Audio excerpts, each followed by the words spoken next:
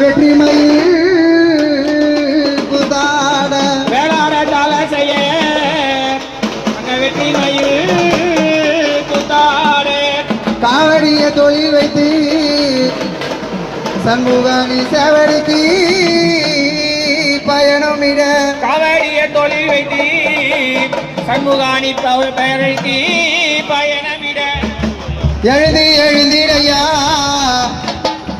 எங்க போரூர் அருமுருகா எழுந்திடையா எங்கள் போரூர் அறிமுகவா சின்ன சின்ன காவடியா